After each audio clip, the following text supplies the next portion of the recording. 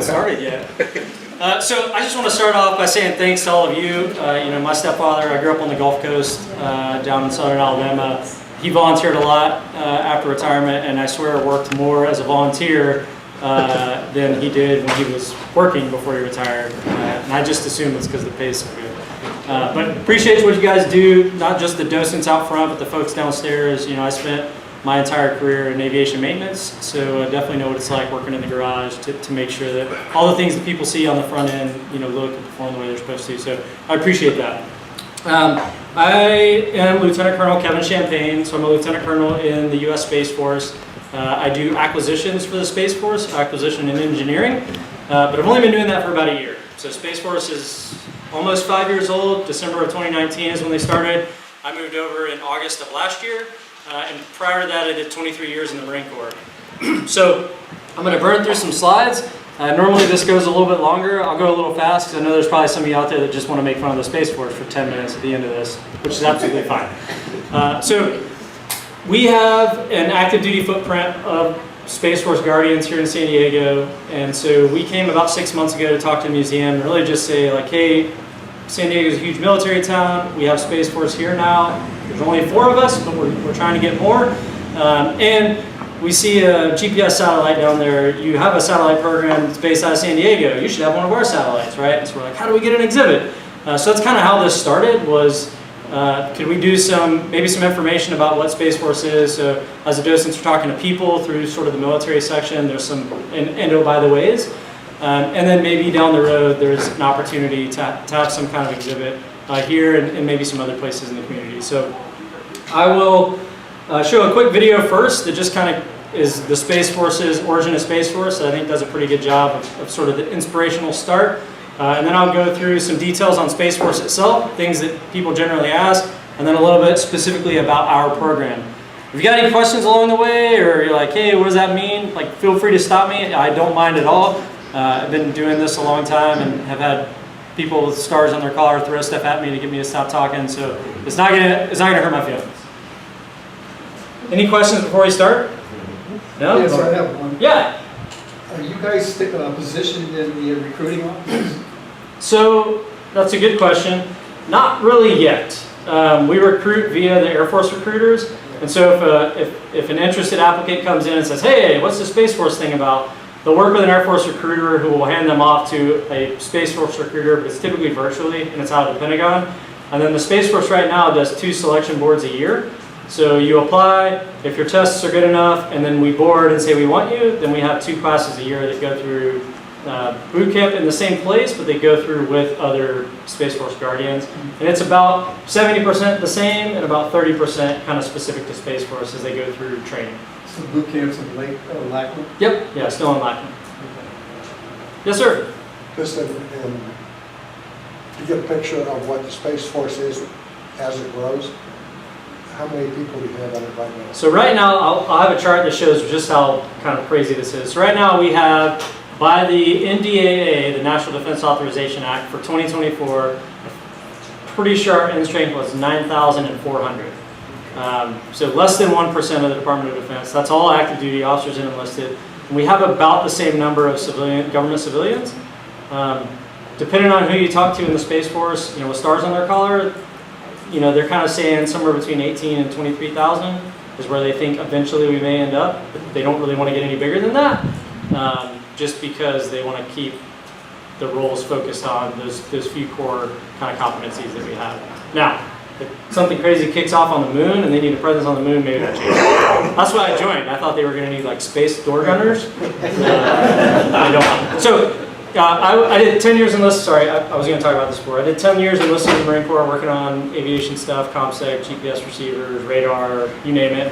I've worked on the intermediate level, so the kind of back shop repair on every Navy and Marine Corps aircraft that's been flying since 2000. Because of some of the stuff we did out on the ships and then in Afghanistan and Iraq. And then I transitioned to be a warrant officer, so I went to Chief Warrant Officer 3, and I did flightline support for F-18s, V-22s, CH-53 Echoes. And then I transitioned again to be a limited duty officer. In the Marine Corps, you have to go warrant officer to LDO. It's not like the Navy where you pick one or the other. And then I worked for Naval Air Systems Command for Vice Admiral Peters at the time, who was the Nav Air Commander, on standing up essentially an electrical power quality program. We didn't have one for naval aviation. We were having a lot of mishaps due to faulty electrical systems, bad wiring on some of these old aircraft. And so I was tasked with standing up that program. Came back here to work for the Commanding General of 3rd Marine Aircraft Wing, and then that's when I was picked up to shipped over to Space Force. So kind of a diverse career in terms of aviation, and then Marine Air Ground Task Force stuff for infantry support. So.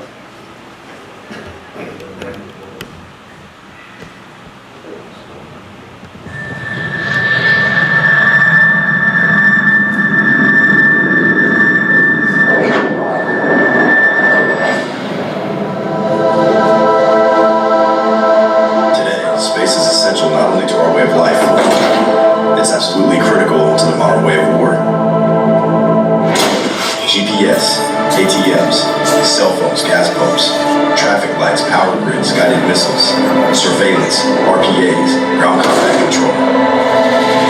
There's no such thing as a day without space operations. You just don't see them. Earth is only half the battle. Cyber attacks and jamming of our satellites. Microsatellites that can create a debris field. At 17,000 miles an hour, a piece of metal the size of a coin can be weaponized. Now is the time for a military branch with a clear and singular focus on space. A military branch that protects the hopes and dreams of America and our way of life as the space domain becomes more and more contested. It's time for another giant leap. The United States Space Force is being built from the brightest minds across the space operations of the Air Force, our joint services, and the private sector. We aren't just getting ready for the near future, we're getting ready for the 22nd century. When our enemies ask, what if? We will have an answer. When foreign powers can build bases on the dark side of the moon, when private companies are inventing a new economy beyond our planet, we need to stay one step ahead of the future. The future is where we'll make history. We'll fight in an environment with no up or down, no left or right, where there are no borders and nowhere to hide. Our Space Force is defending our country, here on Earth and wherever our mission takes us.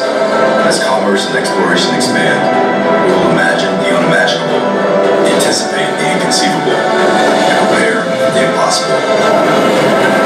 We won't just think outside the box, we'll think outside the atmosphere. One of the most challenging environments ever known.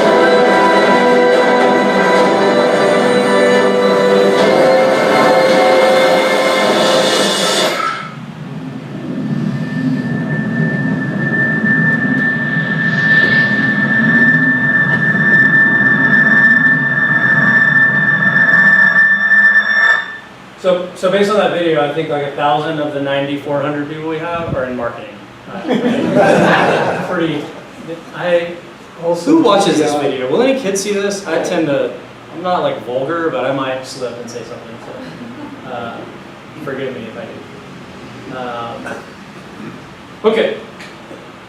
I have a question. Yes, sir. Is Space Force heavy on higher ranks, or do you really have E1s and? Yeah, so we do. My community and the acquisition community is heavy. It's all officer in acquisition engineering because they come straight out of college as engineering backgrounds into doing acquisition. It's kind of one of the things we were talking about before. I don't think that's a great way to do it. You know, in every other service, you have to do 10 years out doing something, and then you can transfer over and do acquisition. So you kind of know the user experience, right? So now we have a bunch of engineers building stuff that have never built anything, right? So you're going to have the oil filter that you got to take off, you know, the whole left side of the car to get the oil filter off, do an oil change, like that kind of mentality. So it's about 50-50 enlisted and officer right now, and I suspect that as cyber and intel the cyber and intelligence communities grow, which is where I think we'll see the most of our growth to get to that sort of 20,000 number, our enlisted numbers will rise. Is kind of what I think will happen. You keep saying acquisitions. What does that mean? I'll tell you. I'll get to that. Okay. Yeah. Yes, sir. Well, the one question I got, and I've been looking at this since the Space Force was founded, there's treaties that state that there'll never be weapons on orbit. Yep. So what relationship do you have with National Command Authority? Is it just soft kills and Yeah, so so the relationship is just like with the other services where, you know, and I'll talk kind of about organizational structure, but the Space Force presents forces to the combatant commanders. So Space Force presents forces to the NORTHCOM combatant commander for all of the things that are, you know, stationed here, or the EUCOM commander, whoever else. So if at some point there was a weapon in space that you could use from space that was an actual kinetic space-based weapon, that command authority would go through the combatant commanders to execute that. It would be a Space Force person, you know, probably pushing the button from an op center somewhere, but the command authority resides with the combatant commander. Well, the thing I was getting at is, will, for instance, the flag officer in the Space Force have weapons release authority for a national command? Likely not. Yeah. Again, especially Air Force. I mean, half the pilots in the Air Force still don't have release authority. They gotta go. Anyway, yeah. So I'll go through some of the slides kind of quick because it's just sort of boilerplate, but this is sort of all the things, right, that space enables. And really, you know, the most important thing to our way of life is global positioning. And really, when the kids think global positioning, they think they're like cell phones. But really, the most important part of that position, navigation, and timing is the timing. So everything that happens on the internet is based on timing. So about, I think it was 2017, 2018 timeframe, there was like a few microsecond glitch that was based on a GPS anomaly, and it threw the stock market into chaos across the globe, the global stock market, and I think it was somewhere like 72 hours for the global markets to catch back up. And that was off of an accidental, minuscule timing difference that impacted trading. So you can imagine if you have an adversary who's able to not just block you from using those things, but tell you that it's a different time and actually spoof those timing signals, it can be kind of a big deal. You know, why is space becoming important? You know, after the Gulf War was really what we consider the first space war. So we were really pushing net-enabled weapons at that point in time. Our operators, our tanks specifically, had what at the time was sovereign DoD GPS. So they were able to make it across the desert through these massive sandstorms when some of the other adversaries couldn't. And so there were a lot of things that we kind of said, oh man, this is amazing, and what are we going to do if we don't have this? And so it really wasn't a big deal during the global war on terror, you know, the global economy with what it was. We didn't have to concern ourselves too much with having a competitor in that domain. And so you can kind of see since 2007 how that's really changed in terms of what some of our adversaries are doing, specifically China and Russia, who have not only developed but have demonstrated via kinetic attacks the ability to shoot something out of orbit from the ground, which first of all is an interesting capability, but the second and third order effects of that, just from, you know, not from a warfighting perspective, but just from a life on the planet perspective, you know, you blow something up over the ocean, it all falls into the water. You blow something up in space, it spreads apart indefinitely, right? And so now you have this massive debris cloud spinning around the globe at 17,000 to 20,000 miles an hour. So it becomes kind of a big deal. So, you know, one of the reasons that I personally think we should have a Space Force, and I've kind of thought this for a long time, is we had all of our former military branches, services, were going out and doing their own thing. So the program I'm in was a Navy UHF narrowband satellite communication program. The Army had a very similar narrowband satellite communication program. The Air Force, very similar. So you had these sort of multi-$100-million programs that were being fielded by different services for the same capability. In some instances stepping on each other, in other instances really just buying the same requirement again. And then you also had services, let's take the Air Force for instance, they had the largest space budget. You know, do you ever think a 3-star general who flew B-1s, when he goes to do a budget review, is going to sacrifice a squadron of B-1s to put budget into a new space program that we need? Maybe, but probably not, right? And so it became very apparent that we need, for both budgetary and kind of planning perspective, and then also for the actual warfighting functions, we needed to centralize the space domain and make sure that we had a service that was focused just on thinking about space. And I put this up here to kind of show, you know, post-Gulf World War, and then specifically in 2001, there was kind of referred to as the Rumsfeld Commission. But essentially, it was a commission to go look at how we are managed for space architecture and make some recommendations. And one of those recommendations was it probably needs to have a military department for space. So this is in 2001. It took us 18 years to really get there through advocacy and a few other things. And then ultimately, President Trump in 2019 signs Space Force into being. This was our previous commander of the Space Force. And then this is kind of our current, this is our current commander of the Space Force. And one of the things that he's kind of been pointing out routinely is the war in Ukraine has shown not just that we've got to be worried about the Chinas and the Russias and the Indias that have, are really putting a lot of their gross domestic product into space innovation and technology. Ukraine doesn't have any sovereign space capabilities, but they're able to buy ISRs, or surveillance and reconnaissance photos, to almost any nth of detail they want from the commercial market. They're able to leverage, so they leverage Starlink for a lot of their operations. And so it really kind of shows that even if you're dumping tons of money into this and you have an adversary that isn't, it doesn't necessarily mean that they're blocked off from the space domain. One thing that the Space Force is starting to focus on is leveraging commercial, specifically in our program, something that we're starting to go look at.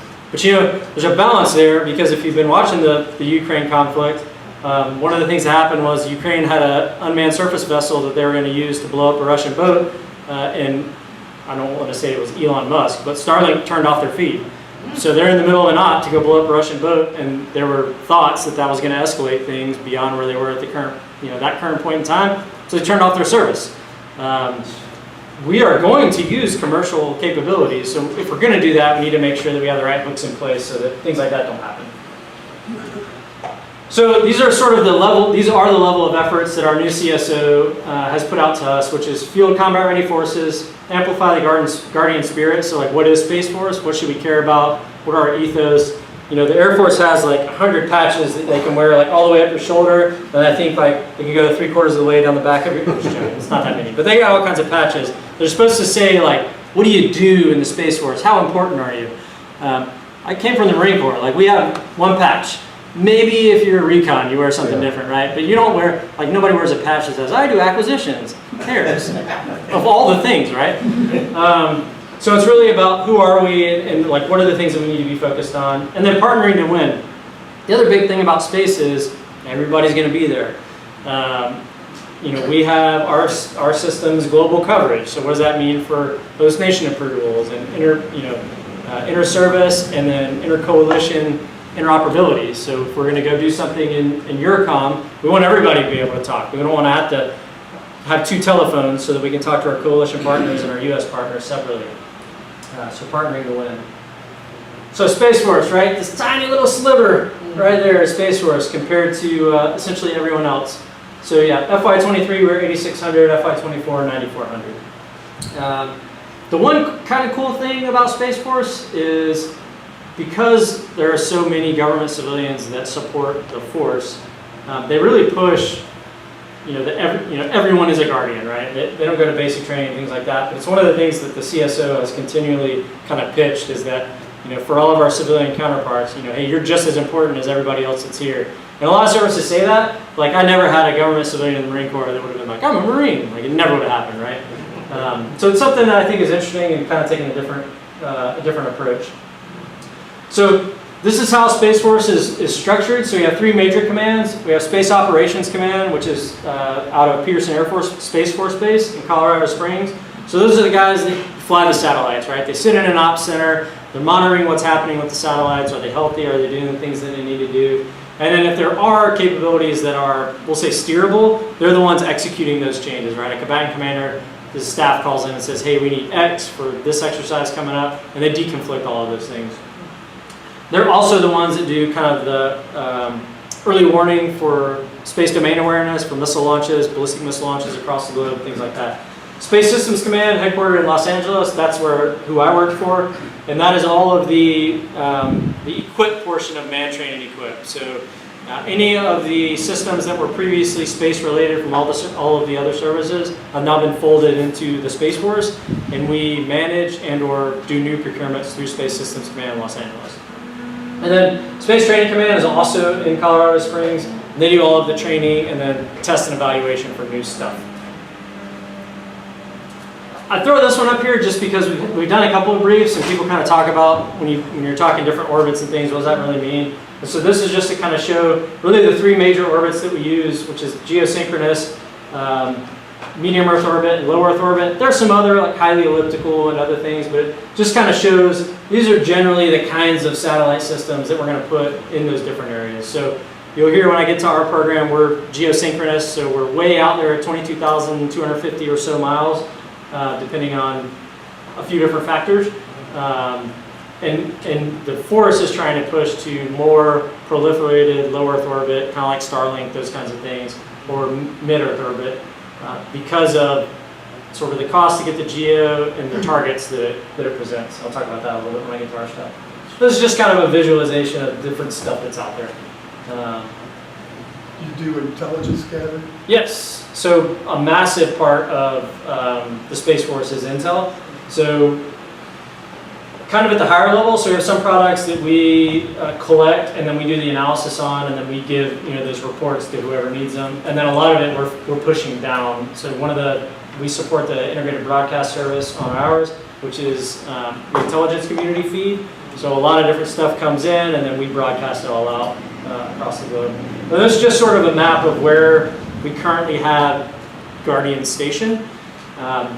And the overseas portions are starting to grow. So we've got a couple new billets in Japan, a couple of additional billets in South Korea. I think they're putting some in Australia. So we're starting to pop up a few other places. And those are mostly on joint staff at the 05 and 06 level to be advisors to the COCOMs for whatever's going on. Yes, sir?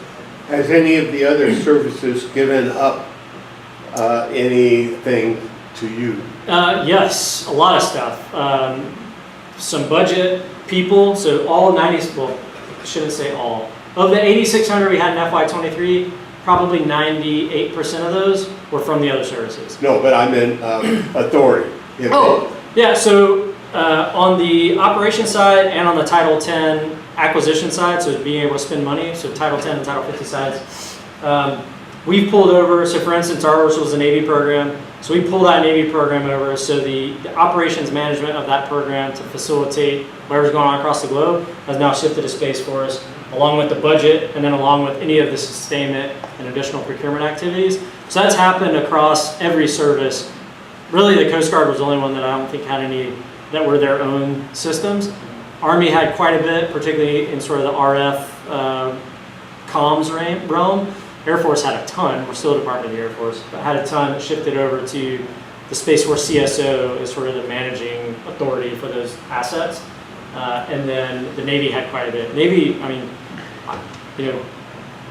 HF communications started essentially in San Diego with the Navy, bouncing HF communications off the ionosphere for beyond line of sight. And so this was, I mean, really, San Diego and sort of the Navy yards on the East Coast were the birthplace of over the horizon comms, which has been cool to now, having been on the user side of that, I get to be kind of behind the curtain.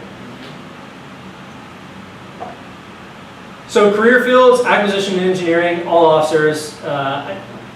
Whether that changes in the future, we'll see. I think we're getting, I mentioned before, guy goes to college, gets an engineering degree, wants to join the Space Force, can join as an acquisition guy, and right off the bat, he's going to go start trying to buy things for the Space Force, right? But he's never really seen like how this stuff gets used, what people need.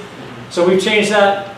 Any new accessions to Space Force in the acquisition or engineering community will go to an operations command first. Now, I still kind of have a bone to pick with Space Force because they consider operations like being in Peterson and Colorado Springs in an ops center with like air conditioning and fluorescent lights and a snack machine outside.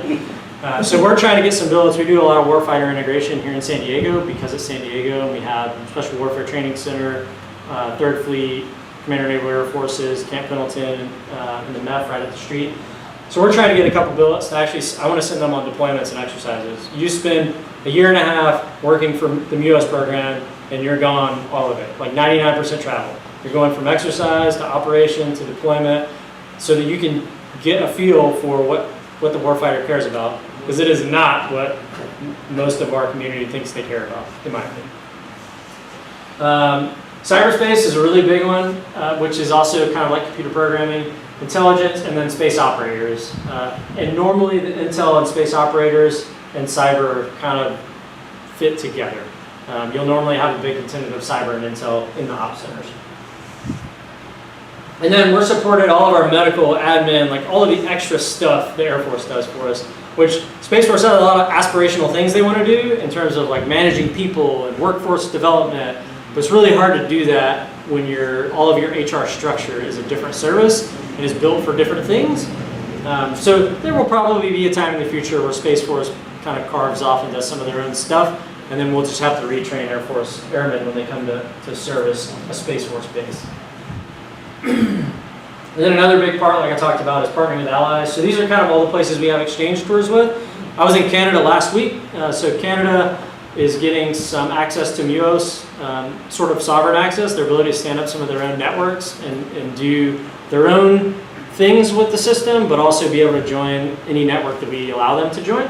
And it was the biggest foreign military sales case in Space Force's illustrious 4 3/4 year history. But we went up there, they did their initial operational capability kind of sign off last week. So it was pretty neat to see them use the system and see how well their artillery folks specifically really like it and some of the things to be able to change for them. And I'll get to what our system does here in a minute. And then for our civilian folks, all the same kind of roles for military, we also have on the civilian side. Another interesting thing Space Force just started this year is for cyber, and actually just cyber this year. You can essentially say, hey, this is all the experience I have, right? I've been doing cyber operations for the commercial sector for 10 years. I have all these certifications, but I'm interested in serving my country, but I gotta make a bunch of money now, and I can't be an E1. So they have some different processes now where they can come in at a higher rank. The Navy has done this for doctors and lawyers in the past, so Space Force is starting to do that for cybersecurity because cyber is huge, and I wouldn't say we're behind. I think our technology is better in most instances, but in terms of just the sheer volume of people, Iran, for instance, has a cybersecurity arm of their military that's like 4 times the size of all of Space Force, and all they do is cyber, right? So playing a little bit of catch up just in terms of bodies. All right, this says University of San Diego on it. Don't worry about that. I have to go there. I'm going there this afternoon to talk to their innovation and commercialization branch. But just a couple slides. I'll take like 5, maybe 7 minutes to get through these about what our program specifically does. That again was a Navy program up until 2 years ago. So our program is the Mobile User Objective System. And so anybody prior service that retired like in the last 15 or 20 years. 20, that's right. So about 20 years ago, mid to late 90s, we got SATCOM via it was the UHF follow-on program. So it was UFO, and you could get 5 kilohertz DAMA, we called it, which was like you sign up to be on a call list, and maybe if you're high enough priority when you call, you'll get a spot. I never, in like 15 years of trying to use it, did I ever get an actual spot. And then we had 25 kilohertz channels that were dedicated where I had this specific operation or whatever I needed for a certain amount of time. So MUOS took over for UFO. We still have some UFO satellites on orbit that our program manages. In fact, we still have some FleetSat satellites on orbit that were like late 70s, early 80s that we sort of still manage. We try to make sure they don't crash anymore. So again, we're a narrowband satellite communication, and we're predominantly targeted at dismounted tactical users. So the guy with the radio in the back of the Humvee, the squad that's out on patrol, submarines which aren't dismounted but are disadvantaged in a lot of instances. It's a good waveform. It's a good frequency band for urban terrain, so lots of buildings and like clutter around. Dense foliage, it works really well through, and weather, which is again why it's a very good resource for the tactical users. And then because of the way our system's set up, they can also have a fairly small radio. They need a lot of power to close link the satellite.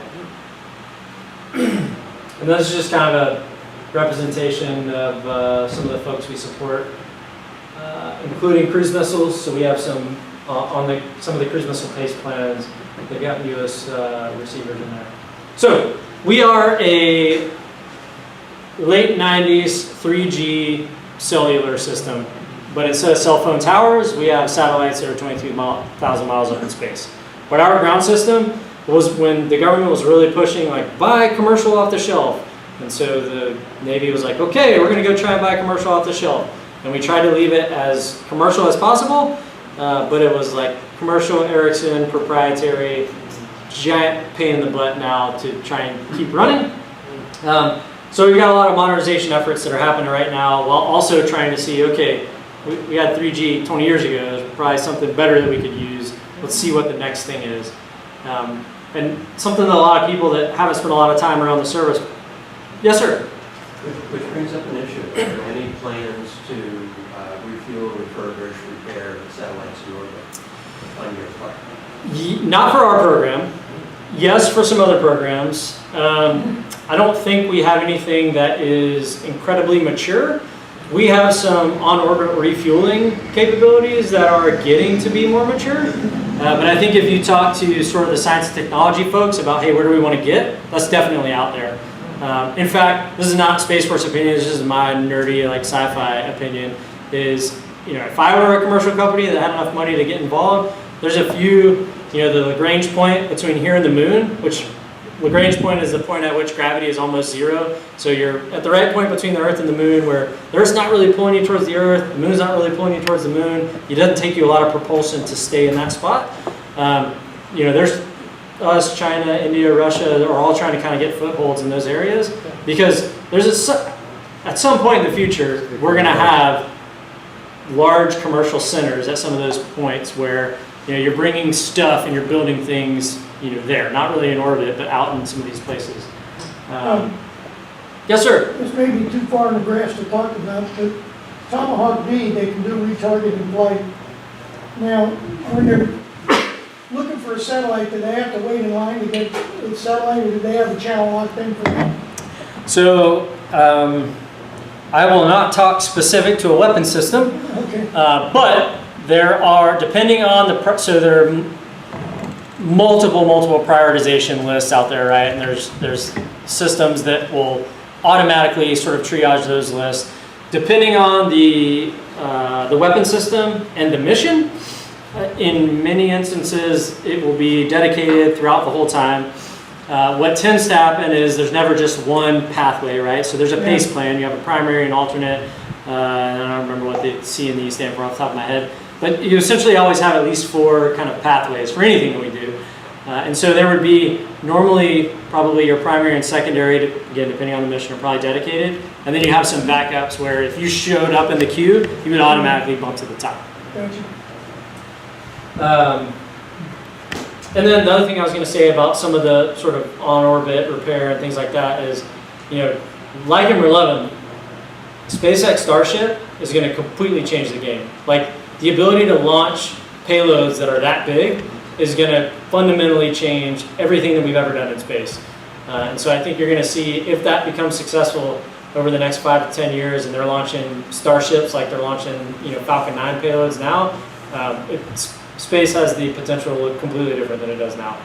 And hopefully we're ready for it. These are just some of the things we can do at the terminals. It's kind of like geeky talk, but really top secret, secret, confidential to unclassed. We can kind of do any level of classification they need. And then we have the ability to do like your old Nextel push to talk, right? You can build a group of people, and anytime one person talks, everybody hears it. Anytime one person transmits data, everybody gets it.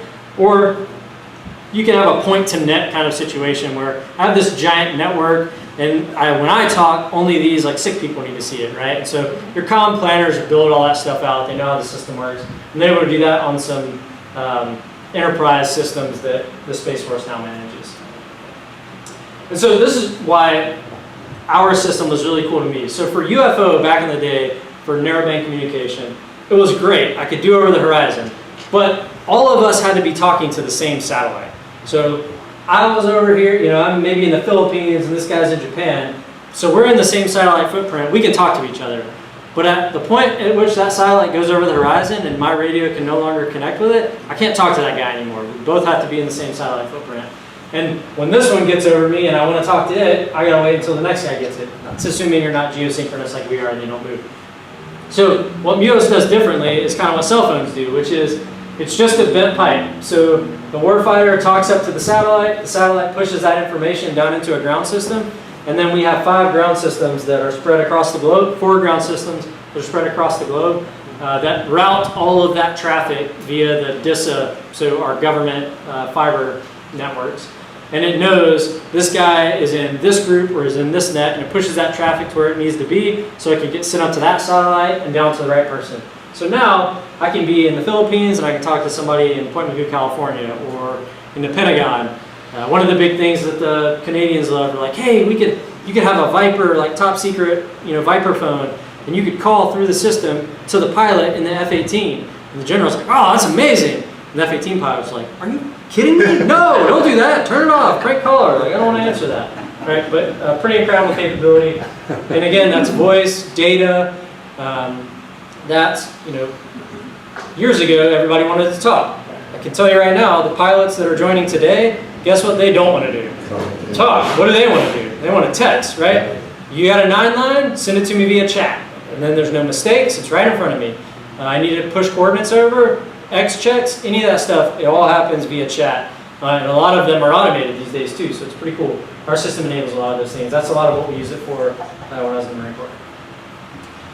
Massive, so we talk like kind of why we're looking at different orbits and different things.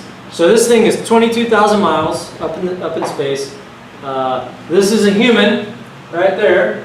That thing wrapped in foil is this, so these 16 massive diplexers that put 16 different beams out on the planet.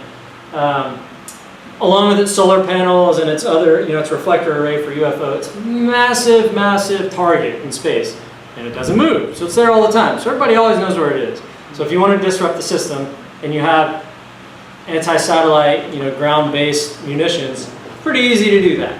Our system is fairly resilient, so even if we lost one, we can still work for a while. But the fact of the matter is they're very big, very expensive strategic targets for the enemy. And then another kind of cool tidbit is at the time that MUOS was standing up, we had the largest terrestrial communications satellite antennas ever put into service. We have 3 at each ground station, so Oahu, Northern Virginia, Nishimi, which is on Sicily, about an hour from Sigonella, and then Geraldton, Australia, which is on the west part of Australia in the middle of nowhere. Oh, there you go. There's where we have that.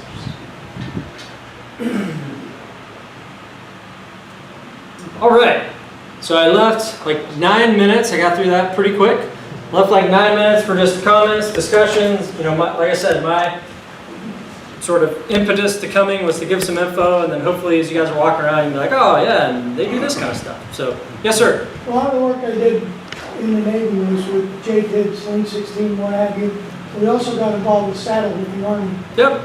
Which formats are you sticking with, or are you trying to cover them all? So, for us, the format doesn't matter. So for instance, we can push, we can do some cross-linking and push JREAP-C type data. When I was in the Marine Corps, my last project in the Marine Corps was putting in, and we call it the Marine Air Ground Task Force Agile Network Gateway Link, MANGLE, on a V-22, which was essentially a mesh network processor. We would slap a Prick 117 Golf, we would slap a small tactical terminal, we would smack a Clint 200, and it would give us ANW2, which is primarily infantry-based comms. It would give us MUOS. It would give us Link 16. It would give us tactical net, TT&T, Tactical Targeting Network. Something, I don't remember what T, technology I think is what T stands for. And common data link for video feeds. So it would give us all 5 of those, agnostic to the pilot. He didn't need to know, like, this guy's on this channel, it just showed up to him, the traffic, right? And so what we did is, for instance, when we were in the Indo-Pacific region somewhere, we would primarily use those line of sight Link 16 type waveforms for all of our internal stuff around the location. And then we would push all of that traffic, or any of the traffic they cared about, over MUOS to the command center so that they could update their common operational picture. And so when the commanding general of one MEF has got this massive operation going on and he needs to know when certain execution checks have happened, they get those execution checks in almost real time. The reason I asked is you mentioned we were doing text transmissions. Yep. Like the 9 lines, what have you. And recently, even in the news, they've been talking a lot about the J28 format. Yep. Are you sticking to that, or is it kind of? So ours is so you go into the term. So if you're talking, the terminals do analog voice. They digitize it and they make it IP protocol internet traffic, and it pushes it over as IP data. So you embed your J-series message, whatever format you need it to come out at the other end of. It packages it in IP, pushes it out, and then it unpackages on the other end and pushes it out however it needs to be. And so what typically would happen is, we call it black transport. We're not looking at the data as it goes through the system. So on the other end, they would be doing whatever decrypting they needed to do, and then their message traffic would go where it needs to. Sounds like bacon. Sort of. They have space bacon now too. Yes, sir. A couple questions. The Space Force handles the GPS satellites? They do, yes. How many of them do we have up there, and how many of them are working at any given time? And what other countries have their own GPS satellites? Those are excellent questions. I think 7 need to be working at any given time. You need to have a link to at least 3 for most like generic GPS receivers. The constellation is big. I wouldn't even be able to guess at a number. And I think how many are in operation, the specific number is probably at some classification level, but plenty. There are 5 sort of well-known other point navigation and timing systems that have been launched by other countries. GLONASS and a couple of others. We primarily use 3 of those 5, and I can't remember them off the top of my head. Funny enough, the Space Force, so we don't take physical fitness tests annually anymore. You sign up for this study and they send you a Garmin watch, and it tracks how much you do throughout the course of a week, and as long as you hit these minimums, and then as long as your VO2 max, like your actual respiratory sort of ability to do work, as long as they stay in the healthy region, they leave you alone. But when we first got the watches, one of the primary GPS signals that they had programmed in was Russia's GPS constellation, which they changed right after, but it was a little like, we're getting a brief, like, really, guys? So yeah, sorry I don't have a better answer for that. So GPS is managed out of Space Systems Command, both for the standard MilSatcom GPS, and then also for some of the other constellations that are a little more protected. Yes, sir? So, not numbers, but of all the percent, in terms of percent, of all the military satellites that are in orbit, what percent are managed by the Space Force? It's probably, I want to say it's really, really high, but Space Domain Awareness is kind of an NRO, so National Reconnaissance Office has a very big space footprint, and they do things a little differently. And most of their stuff is, special access program type stuff. So of the normal white world DoD satellites, almost 100%. About as close to 100% as you can get. But there are some, U.S. space assets that are not in Space Force managed because they're NRO assets, or a couple other. NOAA has a couple that they still have up that they manage. We also manage quite a few of NOAA's systems. So I think eventually the intent is for Space Force to sort of have all of those under the umbrella, with the exception of probably NRO. I don't imagine they're going to get theirs up, because they're also, that's a lot of the intelligence community uses their stuff directly, and they have some different Type 50. So this has been a gradual Correct. assessment. Yep. Acquisition. Yeah, over the last 4.5 years, they've kind of slowly moved over. And for those people that were in space jobs, they were kind of told, hey, you can get a different job and stay in the Navy, or you can come to Space Force. That's kind of how that works. So, Go ahead. do you have the relationship with the Air Force like the Marine Corps has with the Yep. Navy? So we're a department of the Air Force. Yep. I don't know if we're the men's department like the Marine Corps. We haven't decided that. Yes, same department of the Air Force. We have our own CSO. We manage our own budget and priorities and all that stuff. But at the end of the day, the Department of the Air Force gets a say, just like the Navy does with the Marine Corps. Yes, sir. I know you raised your hand a couple times. So. Expand on his question. Sure. You don't procure the hardware, the satellite. We do. Okay. We do. So you do that. But you just manage the spectrum? We do all of it. So a lot of stuff's already in space, right? So that's just care and feeding. But for new systems that are coming on board, like some of the resilient GPS and some other kind of any new space program, the services will get together through the joint requirements process, and they will say, we have a requirement for this, whatever. And it's not this kind of satellite to do this thing. It's we have a requirement to be able to execute these kind of missions and have this kind of capability. Those requirements will funnel to Space Systems Command, and then typically there's a program executive office where that would fall under. So if it was military satellite communication and GPS, it would go to my PEO's portfolio, and they would say, hey, comms, for instance, we have a new narrowband comm requirement. The US can't do it. We need to figure out how we're going to do it. Build a new satellite, build a new payload, build a new constellation, whatever. Go figure it out. And then we contract with industry to say what's in the realm of the possible. We come up with some ideas. We send out a request for proposal, and then we go build the satellite. Well, we don't build them. Industry builds them. We contract the building of the satellites. We contract the launch. And then once it's on orbit, it gets handed over to space operations in Colorado Springs.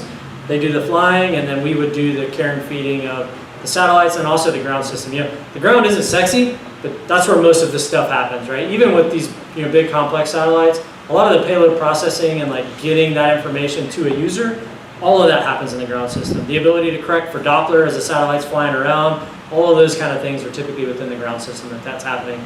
So yeah, we do tip to tail from initial inception through to disposal. Space Force. What altitude do you basically take responsibility? Here to go, you need CubeSats Yep. orbit coming along. Yeah, so it depends. Well, so if it's a commercial CubeSat that has nothing to do with government, we don't have anything to do with it. Like we just we'll make sure they're following the rules kind of a deal. But they're coming your way. Yep, but for ours, for the ones that we kind of develop and launch, typically, it depends on how the vendor, because normally we'll have the vendor sort of work part of the launch piece, if that's part of the contract, or we'll have the vendor, hey, make sure you deliver this in this readiness state to Vandenberg on whatever date, so we can prep it for launch. We own it all the way up to initial launch. There's some initial testing, and then it goes over to Ops Command. We own it the whole time. Do our allies have similar programs? So in some countries, yes. So China has a service dedicated to space. UK is kind of starting to look at whether they want to chop one off like that. And I think India has an organization dedicated to space. I don't know if they've set up like a military service component yet. That kind of keys in with where you were just talking about, but do you guys ever talk with the foreign space agencies like Russia or China? At our level, not Russia and China, just because of where the diplomatic relations are with those countries. Yeah. But in general, yes. So there's an annual foreign area working group for space stuff. Each kind of niche area of space. So there's a communications one. Yeah. So we go to that. All of our allied nations typically will show up to that, along with some that are maybe non-standard coalition forces that we know we want to work with in the future. So we talk with them regularly. I talk with foreign partners from 4 or 5 different countries almost weekly. Yes, sir.